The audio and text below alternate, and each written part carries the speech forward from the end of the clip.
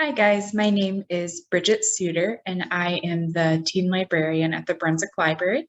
And today I'm going to talk to you about some awesome books that you can read this summer. And the first one I want to talk about is a pretty new one. It's called Love and Olives. And this book is about Liv, who doesn't like to think about her father very much, which makes sense. He fled to Greece when she was only 8, leaving her with just a few painful memories of their shared love for the lost city of Atlantis. So when teenage Liv suddenly receives a postcard from her father who explains that the National Geographic is supporting a documentary about his theories on Atlantis and asks if she'll fly out to Greece and help, Liv is less than thrilled. Even so, she can't help but be charmed by everything Santorini has to offer. The beautiful sunsets, the turquoise water, the sun-drenched villages, and the delicious food.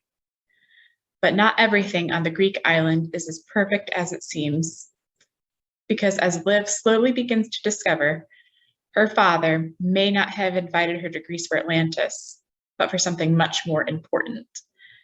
So I think this book is a perfect summer read. It's more realistic, it's kind of light and fun. And the next book is a nonfiction book. It's a biography, and it's called The Boy Who Harnessed the Wind. When a terrible drought struck William's tiny village in Malawi, his family lost all the season's crops, leaving them with nothing to eat and nothing to sell. William began to explore science at the village library, looking for a solution. There, he came up with the idea that would change his family's life forever. He could build a windmill. Made out of scrap metal and old bicycle parts, William's windmill brought electricity to his home and helped his family pump the water they needed to farm the land. This biography shows how, even in a desperate situation, one boy's brilliant idea can light up the world. So that is The Boy Who Harnessed the Wind. And our next book is called The Librarian of Auschwitz.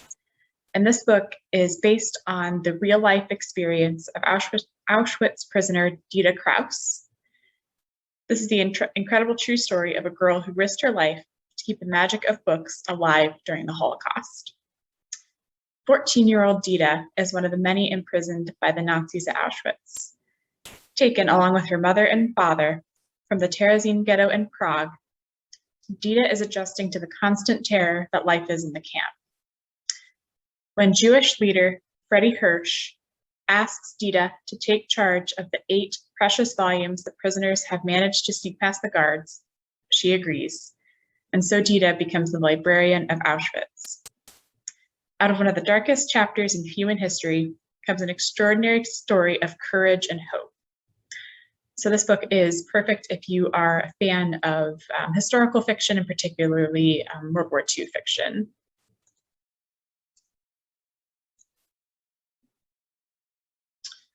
And our next book is Piecing Me Together by Renee Watson.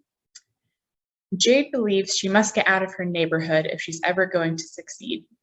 Her mother says she has to take every opportunity, and she has. She accepted a scholarship to a mostly white private school and even Saturday morning test prep opportunities.